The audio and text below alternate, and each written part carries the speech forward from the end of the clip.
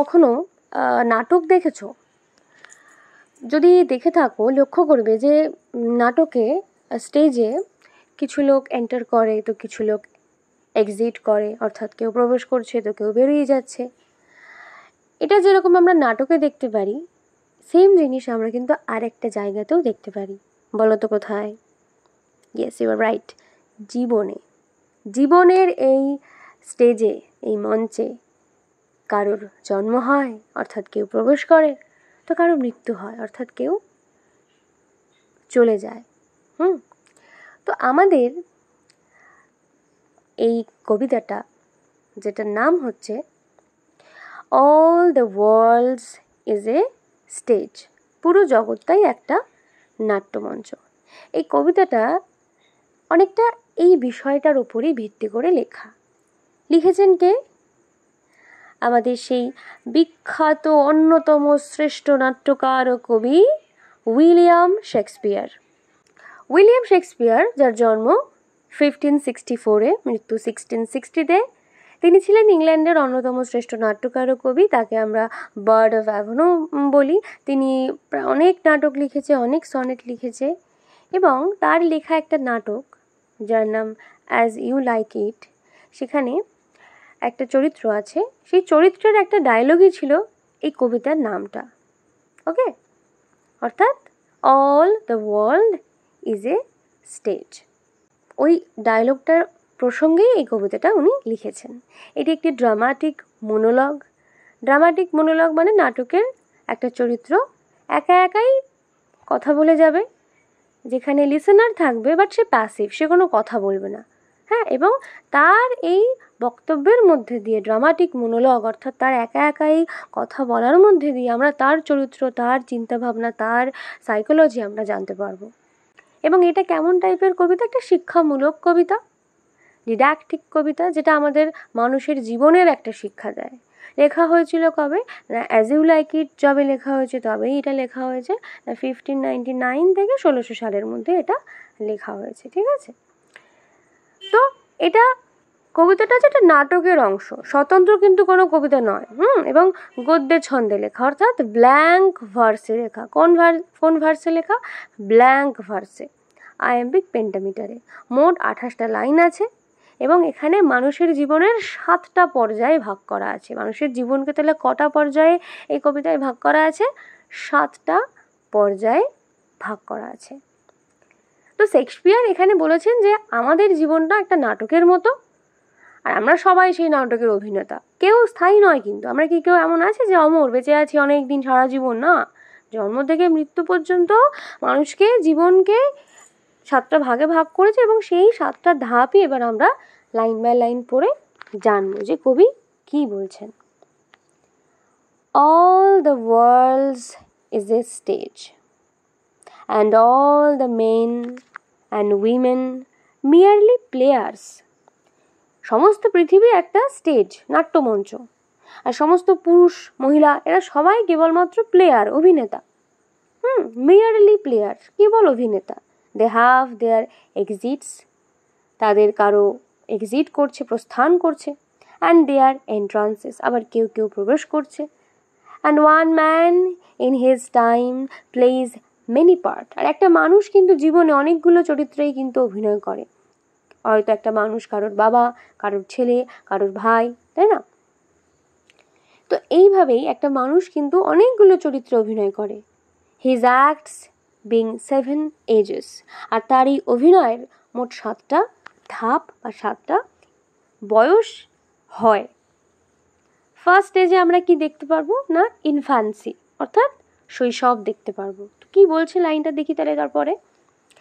at first the infant mewling and puking in the nurse's arms, প্রথম বয়স মানুষের হলো শৈশব, যেখানে সে কেবল কান্না করে, মিউলিং করছে, এবং পিউকিং মানে বমি করে দেয় না, বাচ্চারা দুধ উগড়ে দেয়, সেটাকে বলে পিউকিং। কোথায়? না, যে নার্স, ধাত্রীমা, ঠিক আছে, তার কোলে বা আর্মে বমি করে দিচ্ছে, দুধ উগড়ে দিচ্ছে। দেন আসছে সেকেন্ড স্টেজ, যেখানে একটা ছেলে স্কুল বয় থাকে, একটা বিদ্যালয়ে যাওয়ার বয়সী ছেলে। তো কি বলছে দেখো লাইনটা।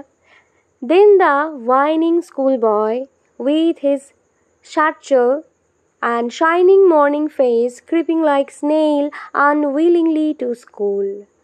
এরপরে কি হচ্ছে না, একটা বেশ হোয়াইনিং, যাও না এরকম করে না, বায়না করে একটা স্কুল বয়ের, একটা স্কুলের ছাত্রের বয়স আসছে, যে কিনা সাটচেল মানে হচ্ছে স্কুলের যে পিঠে ব্যাগ হয় ওটাকে সাটচেল বলে, সেটা নিয়ে, যেটা কিনা পিঠে ব্যাগ নিয়ে উজ্জ্বল সকালে শাইনিং মর্নিং ফেস নিয়ে, উজ্জ্বল সকালের মতো মাখামাখি মুখ নিয়ে সে কি করছে না, স্নেইলের মতো ধীরে ধীরে স্কুলের দিকে যায়, মানে যেতে ইচ্ছা করছে না তাও যাচ্ছি আর কি, সেই শামুকের মতো ক্রিপিং মানে ধীরে ধীরে যায়। আনউইলিং টু স্কুল, যে কিনা স্কুলে অনিচ্ছুক, আনউইলিংলি মানে অনিচ্ছুক মনে স্কুলের দিকে সে যায়, যদিও সে যেতে চায় না। নেক্সট থার্ড স্টেজ, যখন কিনা সেই ছেলেটি একজন লাভার, প্রেমিক। কি বলছে দেখো লাইনটা, and then the lover sighing like furnace with awful ballad met to his mistress eyebrow. এরপর আসে সেই তরুণ প্রেমিক, ফার্নেস মানে চুল্লি, আগুনের যে চুল্লি হয় সেই চুল্লির মতো দীর্ঘ নিঃশ্বাস ফেলে, গরম নিঃশ্বাস ফেলে, এবং প্রেয়সীর ভুরু নিয়ে দুঃখের গান রচনা করে। অফুল ব্যালেড মানে এক ধরনের গান, কবিতা মানে গীতি কবিতা টাইপের সে রচনা করে। কাকি নিয়ে না, প্রেয়সীর ভুরু নিয়ে, যে যখন দুঃখে ভুরু যেরকম কুচকে যায় সেই ভুরু নিয়ে, দুঃখে বলছে কেন ভুরু কুচকে যায় সেটা নিয়ে দুঃখী দুঃখী গান লেখে। ওকে, নেক্সট দেন আসে সৈনিক, ফোর্থ স্টেজে।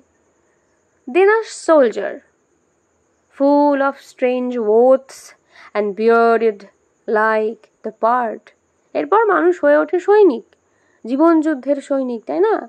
অদ্ভুত শপথে ভরা, নানা রকম রেসপন্সিবিলিটি থাকে, এবং বিয়ার্ডেড লাইক এ পার্ড, চিতার মতো দাড়ি গজায়।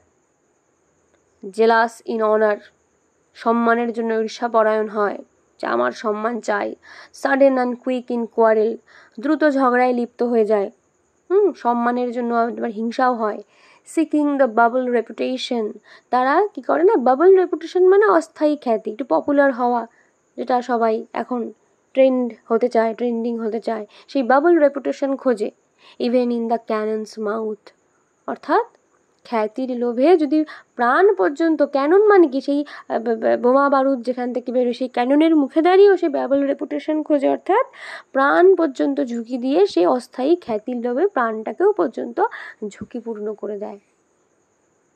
নেক্সট আসে জাস্টিস স্টেজ, অর্থাৎ বিচারক বা প্রাজ্ঞ একজন ব্যক্তি, সেই রকম একটা স্টেজ আসে। কি বলছে না, and then the justice in fair round belly with good cap lined, with eyes severe and beard of formal cut, full of wise saws and modern instances. বলছে and then the justice, এরপরে আসে বিচারকের বয়স।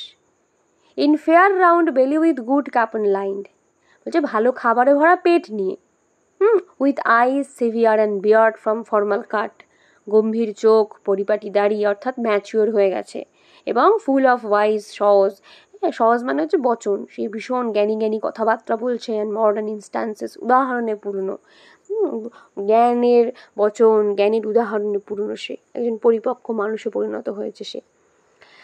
তারপরে আসে sixth stage, যেটা কিনা বার্ধক্য, ওল্ড এজ। কি বলছে না, sixth age shifts into the lean and slippered pantaloon. যখন এই ষষ্ঠ বয়স, ষষ্ঠ স্টেজ আসে, মানুষ তখন কি হয়ে যায়, লিন, শুকিয়ে যায়, স্লিপার প্যান্টালুন, চটি পরে পাতলা, দুর্বল শরীর নিয়ে হাঁটে, উইথ স্পেকটেকলস, চশমা পরে অন নোজ, নাকের উপরে চশমা দিয়ে ঘোরে, অ্যান্ড পাউচ অন সাইড, কোমরে থলে ঝোলে। His youthful hose well saved a world too wide, সেই যৌবনের যে তার সেই জামা এখন ঢিলা ঢালা হয়ে গেছে, for his shrunk shank and his big manly voice, তার সেই যে ইয়াং কালে যে গম্ভীর কণ্ঠস্বর, সেটাও বয়সকালে কি হয়ে যায়, বয়স্ক হয়ে গেলে গম্ভীর গলা কি গম্ভীর আগের মতো থাকে নাকি একটু ভেঙে যায়, সেটাও দুর্বল হয়ে যায়, তাই না? Turning again toward childish trouble.